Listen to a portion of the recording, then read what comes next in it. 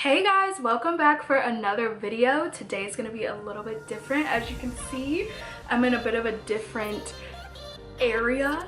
So today I'm going to be talking to you guys about why I even went to college, what my college experience was like, and all of that kind of stuff. So if you stay tuned and make sure that you like this video and subscribe to my channel, we can get right into the video. Why you make it so complicated? Off the drain, we concentrated.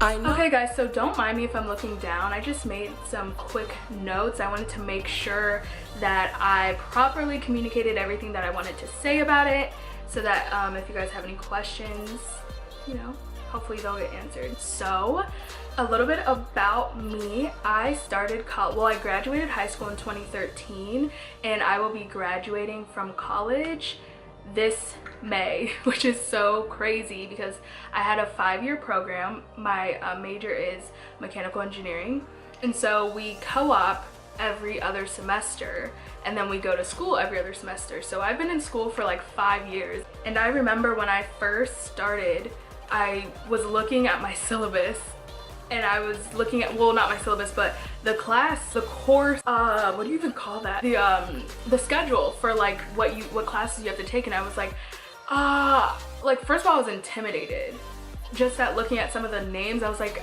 maybe I'm in over my head, but I have a whole other video on being, you know, a woman in engineering and what that's like and being in an underrepresented major. But as far as college, yes, it was so daunting knowing that I had 5 years. But they've been such a, I would say, so fun and just so like rich with learning. I mean, it's crazy like how much, when I look back, how much I've changed, and just things that I never thought I would be interested in, or things I never thought I would be doing, or people that I thought I would always be friends with, or people I thought I would never be friends with, you know, you're friends with, or, you know, just different things happen like that. So first I want to talk about dorm life. So I started college by living in a dorm, and it was one of the dorms where you had to like share the room. So my roommate, I knew her beforehand, so it wasn't even like I got a crazy like new roommate or whatever. Shout out to Morgan. And so we had met each other in the semester before our first year, because for my scholarship program they actually brought us in for a summer, so technically that was my first semester and I was living in a dorm there. But my first real semester of my undergraduate, yes, I lived in a dorm, and it was a double room, and you know, that was an interesting experience. I would say if you have to share a room with someone else, immediately set the rules of like what are your deal breakers. Like, you have to communicate, because you literally share a room. Like, I am a napper, guys. I will like, if I have an hour in between class and I'm close enough, I will come back and take a 20-minute nap. Whereas my roommate was someone who loved working out. So when I come back and want to sleep, she comes back and she's like, this is my break, I want to work out. So we had to like figure out each other's schedule, figure out like, you know, when she would be working out, when I would be trying to nap, or maybe I shouldn't even be napping. But definitely communicating, you know, about cleanliness. Some people are just a little messier. Like for me, throughout the week, I'm usually rushing to place, so I'm throwing clothes everywhere. And some people are like, everything has a place, it needs to be in the place, blah, blah, blah. But I usually clean up, you know, at the end of the week, but some people want it to be clean immediately. So you'll definitely find that people are just so different in the way that they're living. And when you're living with someone, not even just in an apartment together, you are sharing the same room, the same bathroom, you learn a lot about a person. So that brings me to my next point. When you're choosing roommates, of course you want to, I mean, it's better if you can choose someone who you know, but make sure that if you are choosing your friends, like your best friend, you know, relationships can be ruined over living together. I'm telling you, like, you will learn so much about them that maybe you didn't even want to know, or it might really like change the way that you feel about them. Maybe you're like, wow, like I thought you was cool, but you messy as hell. Or like, wow, that's the 4th guy up in this room, you know, I was trying to take a nap and this is the 4th guy that ran, you know, like you just never, like, you really learn a lot about people by living with them. So I say, if you do choose a friend, a best friend that you want to live with, make sure that it's, you know, a friend that you really do like spend a lot of time with, and you don't usually get annoyed with them, because it can ruin friendships if you are with your best friend and then you see the side of them and you're like, girl, we are good when we're apart, but together, like, our spaces, our energies do not match. So after I lived in an apartment or in a dorm my first freshman year, they were building new like college apartments, so I moved out to a college apartment, and I had 3 other roommates, so there were 4 of us in it, and we had our own separate bathrooms, our own separate rooms, so that was a lot different. It was actually my roommate from before, and then 2 other girls who were also in engineering, and we were in a living learning community at first, so we just migrated on over to our apartment. And I thought living in an apartment was so cool. Obviously, if you're gonna choose to live in an apartment, when you're living in a dorm, you have what are they, RA, resident assistants, and or advisors. What are they called? RAs. You have RAs, and so they're helping you keep accountable. Like, they might knock on your door and be like, make sure you do your homework, make sure you're going to class. You know, it's more of a transition from just living at home or something to being in college. But when you move into an apartment, you're really like the person who needs to be in charge of getting to places on time, waking up on time. You're not always surrounded by people. Well, in this case we were. It was mainly students because it was like right off of college campus. It was pretty much like living at a dorm. But you know, if you are in an apartment, you're not always going to be around students. Sometimes there are people who aren't also students, so they may not be quiet. You don't necessarily have to be quiet. It's just a completely different, more independent atmosphere, but I loved it. Especially having like my separate room, but I was also able to have my friends living there. And we were convenient. We were like very close to campus, so it was a lot like living in the dorm. But if you are off campus living in an apartment, those are the things that you have to think about. Is now you have a kitchen, so you don't have a meal plan. You're gonna have to cook. You might be farther from school. You actually have to go. You might not be surrounded by students. So before you choose to get an apartment, I would say think about those things. But I did love living in like a college atmosphere type of apartment. So now I'll talk about advice on taking classes. So unlike high school, you choose your schedule in college. You choose when you're gonna go to classes. Some classes you choose what classes you can take. I mean, most of them you don't until you take your electives. But so sometimes they're really close together, sometimes they might be really far apart, but most importantly, your teachers are not there's so many students in your class sometimes that, first of all, they're not going to notice you, especially if you go to a huge school like OSU or something. But in some of our lecture halls, they're not going to notice if you're not there, but which means that you don't have to be there. Some of them don't take attendance, some of them do, but you will still be tested on the material whether you were there to get it or not.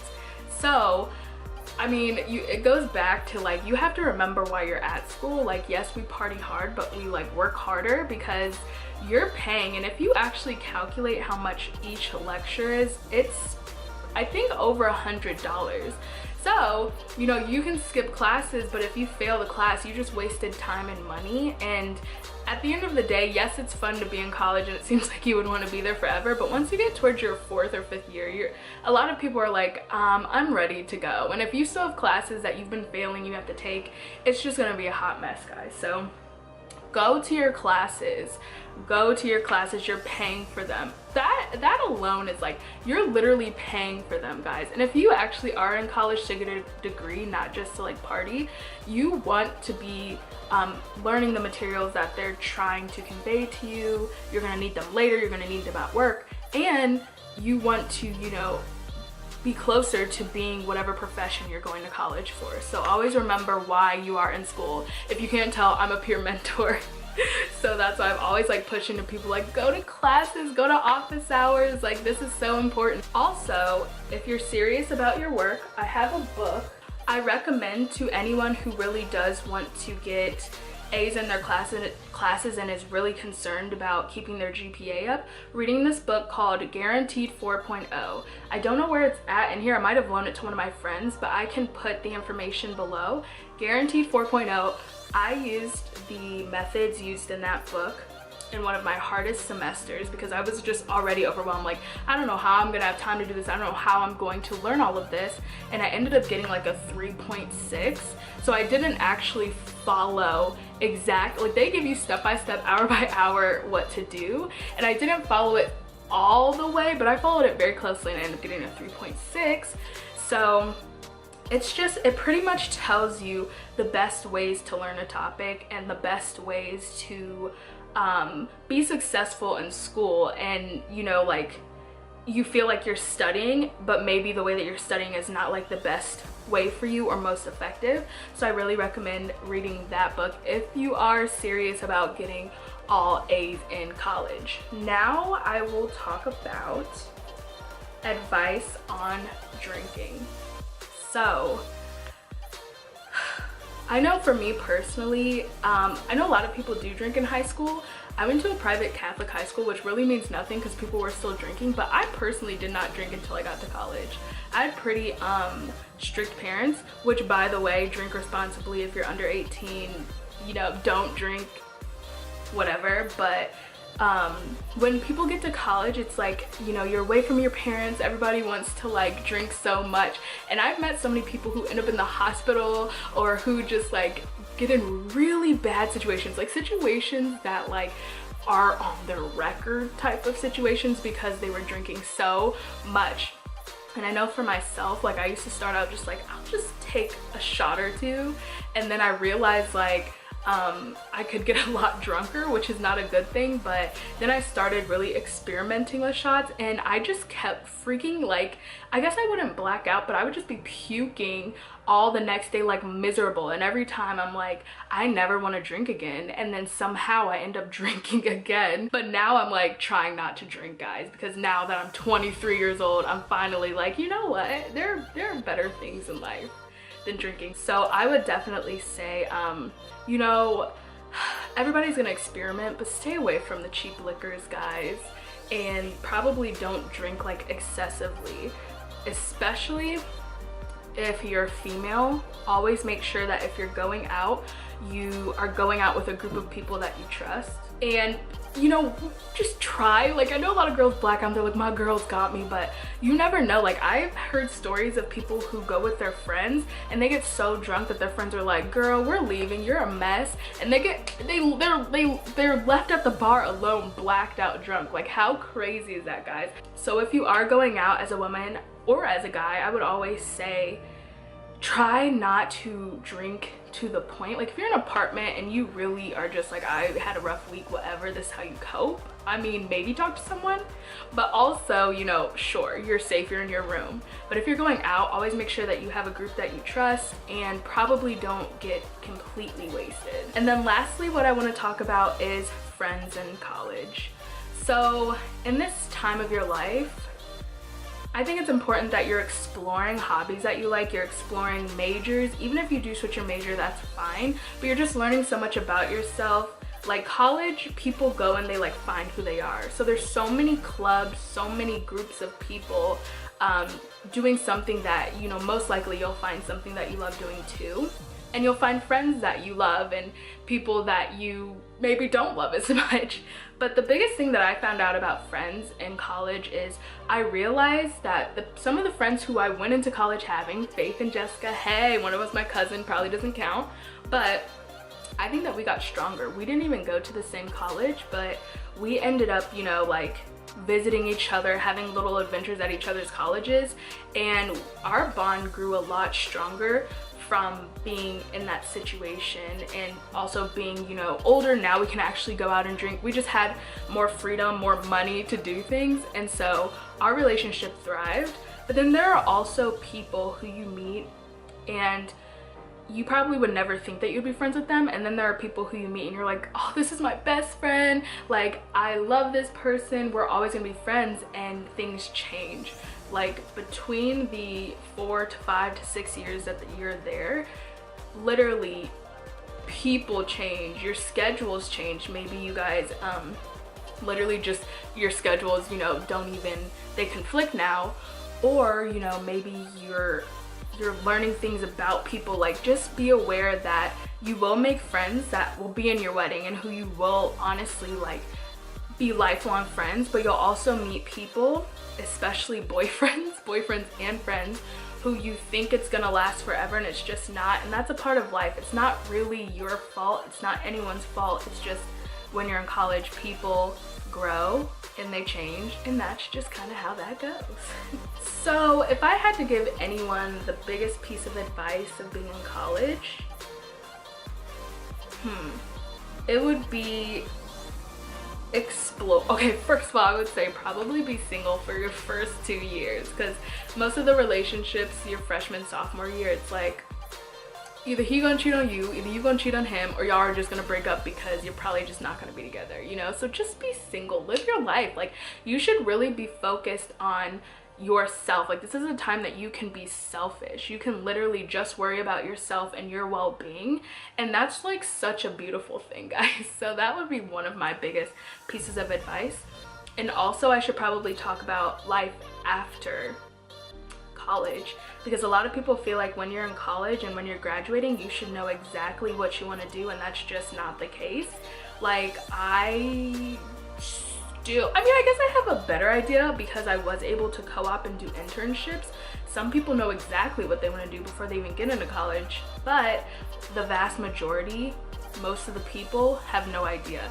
And what you're getting your degree in, you may not even go, you know, work in.